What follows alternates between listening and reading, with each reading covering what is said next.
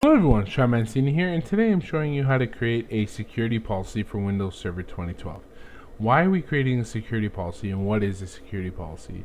So the reason why first of all, I should flip that around. What is a security policy? So a security policy is a XML file that's generated by the security configuration wizard in Windows Server 2012, and what that does is it allows us to get a footprint of what the server is and what's running on it, and we can lock down certain things. So for instance, if this server it has a static IP address and is not hosting DHCP, then there's no reason for the DHCP service to be running.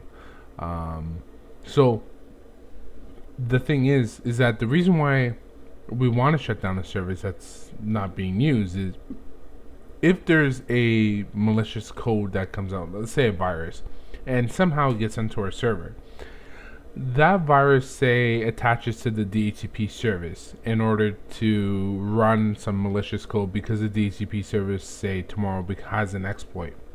If the service isn't running, the malicious code is on our server, yes, but it's not able to run or do its job because the service is shut off and it can't do anything.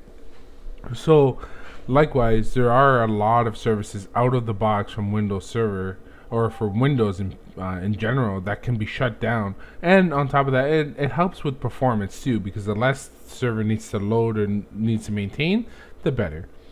Another thing too is that we want to log things like how many times someone logged into the server, logged out of the server, how many times, how many failed attempts, stuff like that. So let's dive in here. Okay. So to do this, all you do is type in security in the search field, and then you get the security configuration wizard. Okay, so like with Windows, there's a wizard for everything. So this is just the welcome to the security configuration wizard. So just click next. Okay, we want to create a new security policy. Oh, and by the way, this the steps I'm showing you now will also work as far back as Server 2003. The security configuration wizard was included in Server 2003. Just wasn't built into the OS, at least not that I remember. You'd have to download it or something like that. But these steps will work. So click next. Yes, we select this server. And by the way, this does also remind me, you also need to be administrator on the server. Have an administrator account on the server. So click next.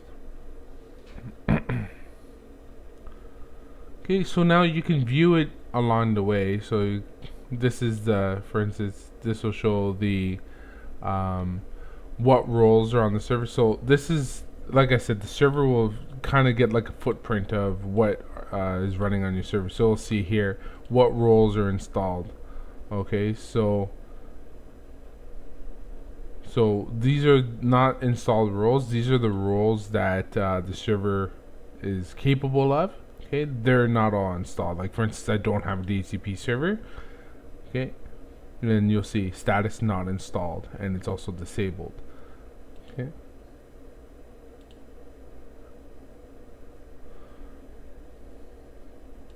And you get even things like, your firewall rules. So what current firewall rules you have. Okay, so if I go, for instance, 53, you'll see that yes, I have that. Yes, I allow it. Okay. So you can just close this and click next. Okay, so now it'll ask you certain questions on the role-based service configuration. So click next. So now these are the installed roles. These are what I actually have. So I do have SNMP installed, and that's about it. So this is just a lab server with, like I said, just SNMP. So you can click next, and these are the features that I have. So I have the DNS client, time synchronization, Windows Update. I don't have anything really else installed. Okay, so now what this is doing is that it's going to mold our security policy based on this.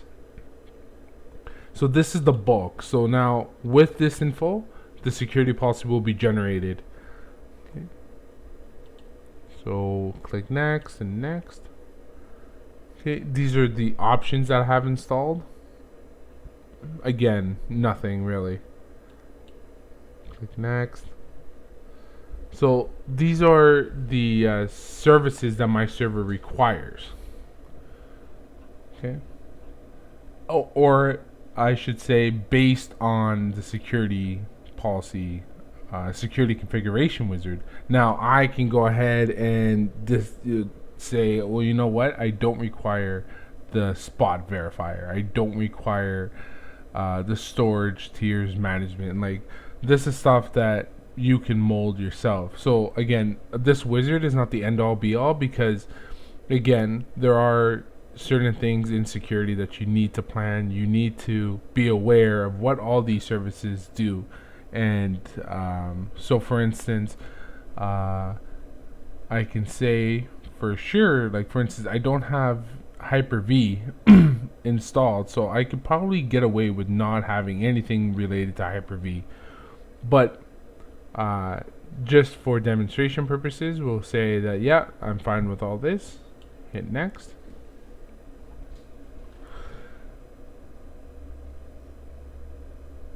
Okay, so now we have an option here. So the security, I'll just read what it says. So the security policy might be applied to servers with services not specified by the server by the policy. When an unspecified service is found, perform the following action. So when you have so right now, I would say do not change the startup, because we don't know exactly what it's going to do. So we can always go back manually and check. Or at the end of the security policy, you can read the security policy and see what it says. So we'll click next.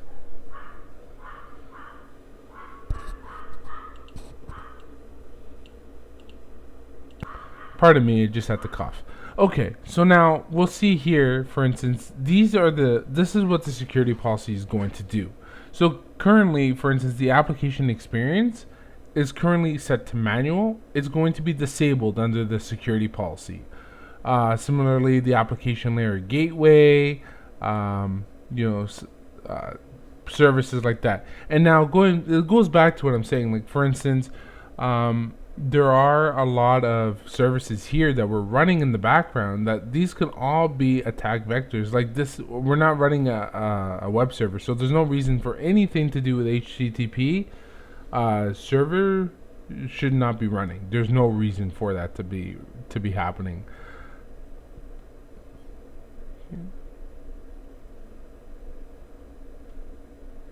All right, so now we click next to allow.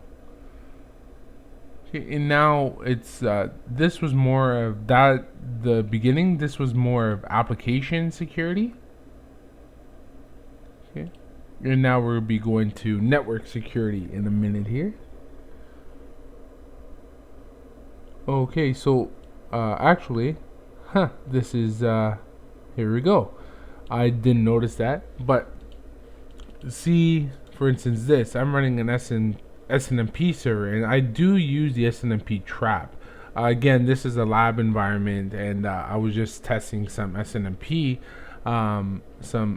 things. But the SNMP trap service, although I do use SNMP, I actually don't really use the SNMP trap service itself. So pretty much it notices that, and it switches it from manual to disabled. But this is something that, for instance, if you're running SNMP and all of a sudden your SNMP is not working properly, you'll know, oh, okay, great, this SNMP service was shut down by this security policy. I can go back and this isn't set in stone. I can always go back and open up this service. I'll show you that. Okay, so click next, and now we're going to be you can skip the network security section, but there are some good things in here that helps. So these are the current rules in your firewall. So this is pretty much out of the box. I have not, aside from the SNMP, I have not changed this secure firewall policy at all. Okay. So now you can go from all rules, added by user and SCW, but we haven't added. So this is when you can add your firewall rules in here. Okay. And these are added by this is what's going to be added by the security configuration wizard. Okay, so we're gonna allow. So now we're gonna click next. Okay, and now clicking next again will say we're going to make some registry changes. Okay, so now this is where you got to be careful. This is going to be a small minority of offices. There are not many offices that are running Windows NT anymore. At least I hope not. Or Windows CE, with .NET 4.2. Now, so what we're going to be doing is saying all the computers that connect need to follow the minimum operating system. So minimum is Windows NT 4.0, Windows 95, Windows 98. Okay, well, let's step back here. If you're not running any of these operating systems, you can safely uncheck that. Okay? Because we don't have any of these clients, and if everything's Windows Vista and above, or actually Windows XP and above, you should be fine. Okay? But for all intents and purposes, we'll just click that.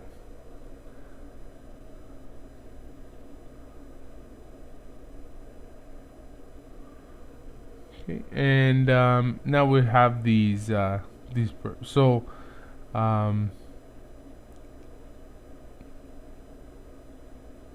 now this is it, if the server has, if the client has surplus processor capacity that can be used to sign, file, and print traffic. So this is more of like an encryption type thing.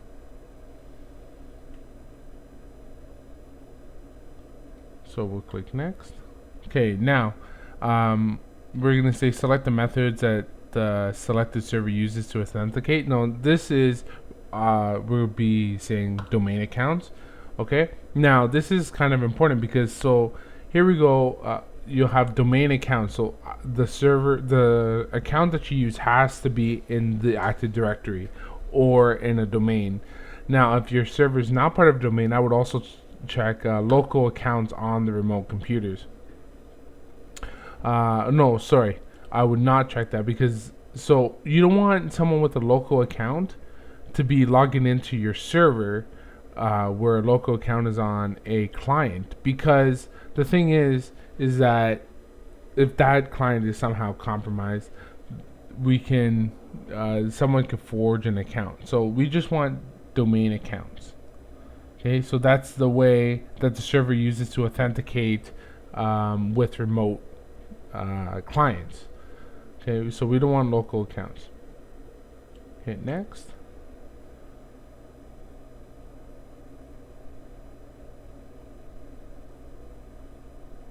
Okay, so now this one you'll check. So all domain controllers need to be Windows NT 4 or later. Okay, and this one is optional. So clocks that are synchronized with the selected server's clock. Okay, so the domain controllers have a synced time clock. We hit next.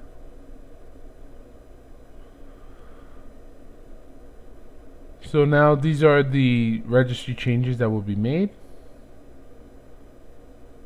So currently right now require SMB security signatures. By default is disabled. We're going to enable that. Okay, and for authentication will be NTLM. versus none at all. Hit next. Okay, this is the auditing policy as I was talking about. So I always say audit successful and unsuccessful activities. So we want to know if someone logged in, if someone tried to log in and was unsuccessful. Click next.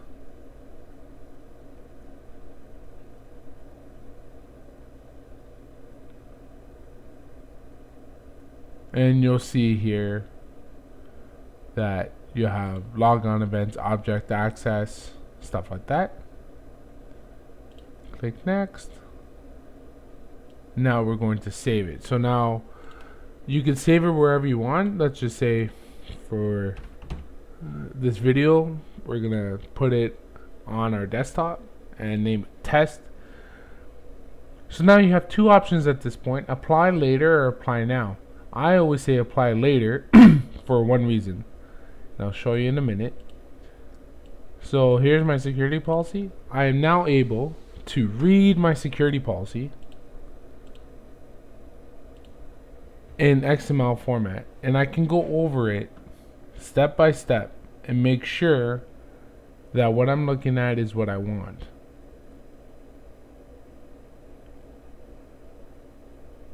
Okay, so if it's pretty simple to read if you know XML, but let's just say that this is what I want. Okay, so close that. You can go back into the security configuration wizard.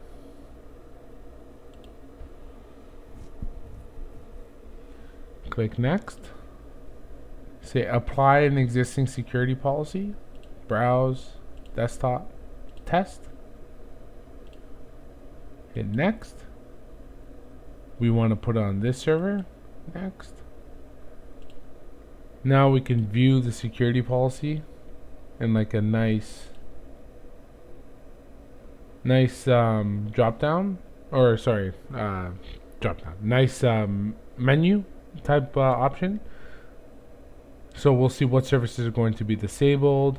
Actually, I think I just found a better way of looking at your security policy, because after this point, instead of reading the XML, you just click close, and if you didn't like what you saw, just hit cancel. Oh, okay. So now that we're done here, just click next, and it's going to apply the policy.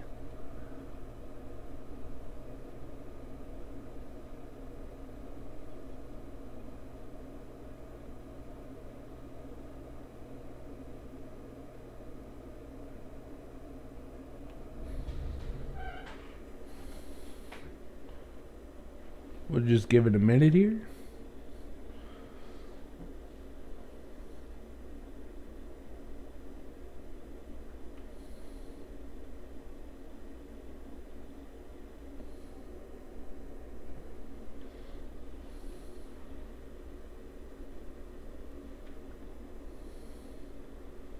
Okay, so this is going to take a bit. I'll just pause the video, and once it's done, I'll get back.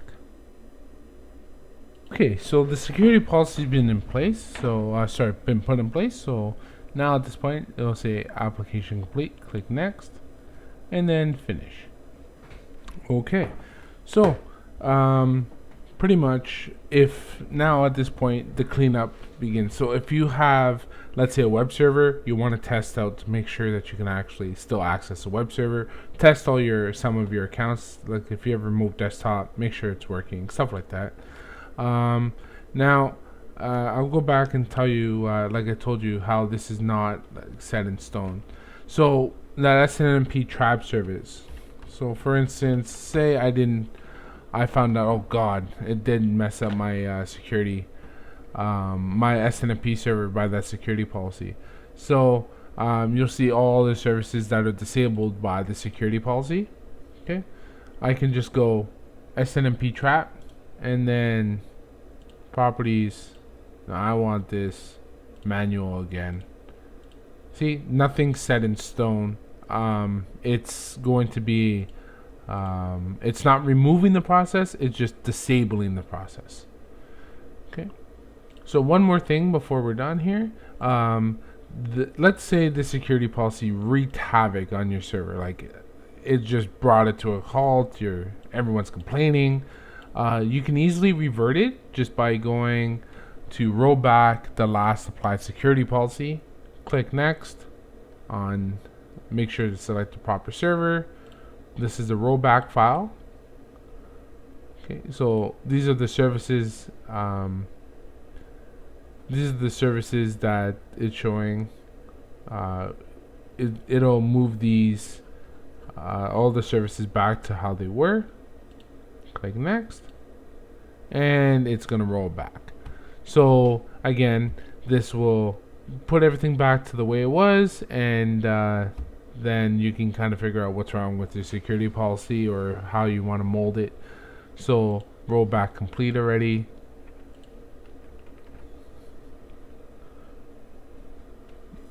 We can go back to services.